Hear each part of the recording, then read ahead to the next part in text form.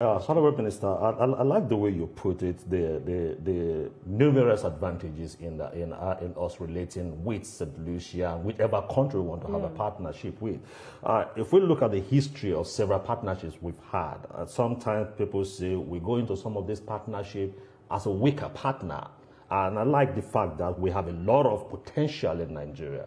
Now, how is your ministry positioning these various potentials so that these beautiful brides that are coming in to have friendship with us, we will market our very best and protect the practitioners in that sector? We talked about the Nollywood. Yeah. How do we protect the practitioners in that industry, in the creative industry, to ensure that, look, when the investors come in, they don't take undue advantage of our practitioners? Thank you very much. You know, the protection of practitioners and by and large Nigerians was at the forefront of the commitment that President Bola Ahmed Tinubu had from the very beginning. When he set up this ministry, the first of its kind, which is, to me, very surprising that no president before him thought of setting up a standalone ministry that would look into the huge resource that we have in the culture. We talk about our diversity, right?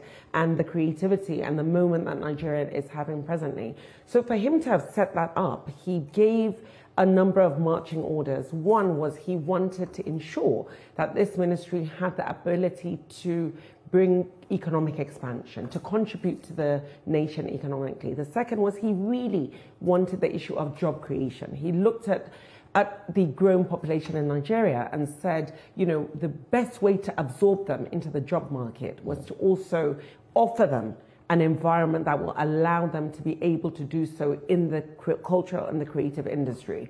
And then the other thing he said was that we must make sure we give protection. What President Bola Ahmed Tinubu said to me was that that protection has to go hand in hand. So you have to ensure that you protect the practitioners in Nigeria and to ensure that you protect investment as it comes in. So I spoke to you earlier on about policy. So the first thing that I did was to look at the issue of the policy. We have been working for the last year and a half or so on the issue of ensuring that we come and produce a holistic, a wholesale intellectual property policy for the country. We've done a number of stakeholder engagements, and I have to thank the former Minister of Industry, Trade and Investment, Honorable Doris, who really did a lot of the heavy lifting in terms of putting a robust policy framework in place. And really the main reason why it's taken us a bit longer was because there was a reshuffle last year in which there was a new minister, Minister Jumoke, who has done a very brilliant job as well in inheriting what Doris had already, I think, completed at that point. But now we have finished with the policy, and we are about to present it. The Ministry of Industry, Trade and Investment, in conjunction with my ministry and in conjunction with the Ministry of Justice, is about now to present that to the Federal Executive Council. So alas, you know, practitioners in the industry and the global community know that Nigeria has a robust intellectual property policy that covers a number of industries, but for my industry, it is very foundational. And we're working together, very, very closely together, with the Ministry of Justice to ensure that copyright as well. There has to be protection. Because when you talk about, for example, Michael Jackson and the worth of his catalogue, but look at the catalogue that we have with Kenneth's Music, the catalogue with your John Jazzy's, the catalogue with your fellas, they're not protected.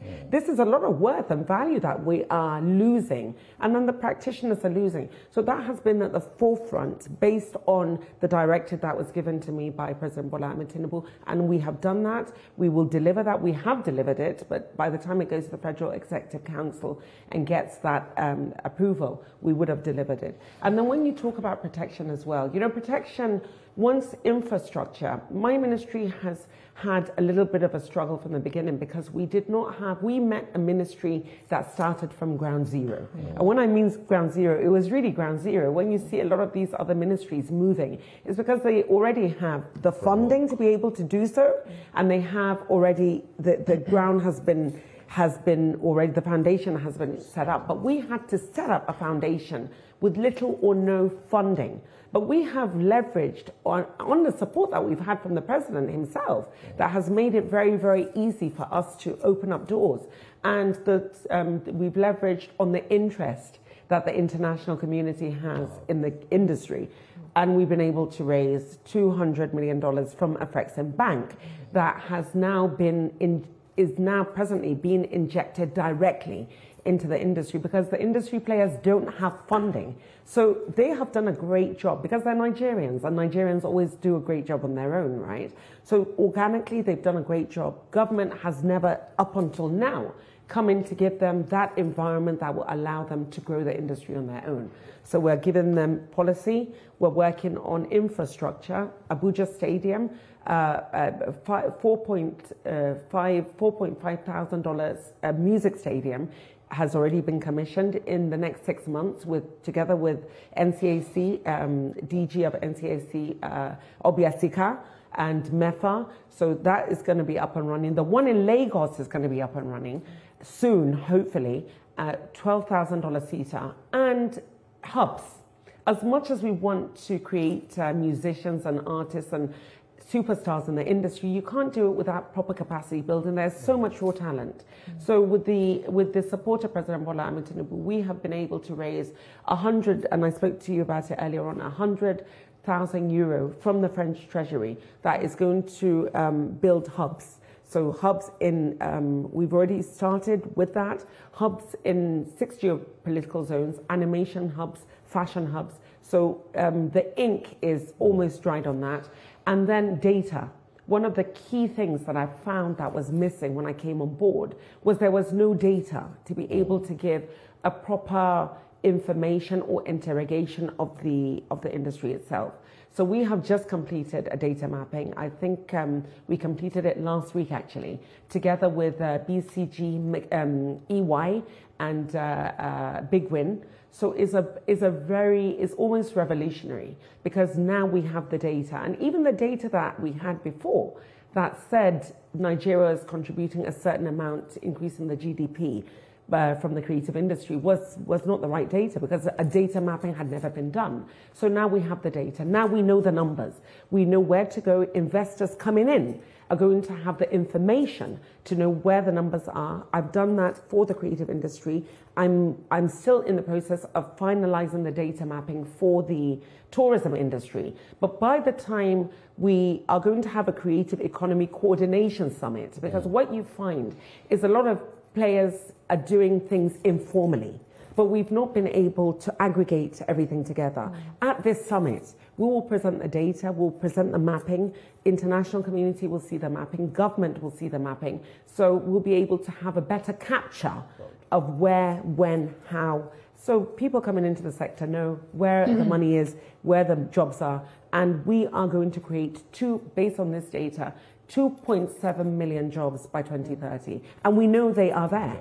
And through this data mapping, by the time we are able to, in the next, I think, week or 2 weeks at the most, once we are able to unveil it, Nigerians will know that the creative industry, this is the impact. The government will be able to capture it. MBS, despite the fact that MBS has said that we have created 257,000 jobs in 2024. But now with this data mapping, we will know clearly this is the worth and the value of the creative industry. Well, Honorable Minister, you have your hands quite full. It is quite full, yes. Yeah, well, but content creation is another gold mine in Nigeria's creative industry. But there are still limitations and restrictions. What's being done to help these young Nigerians maximize the opportunities they have now? You know, the content creation, as you said, is one of they call it low-hanging fruits, but it really is a low-hanging fruit.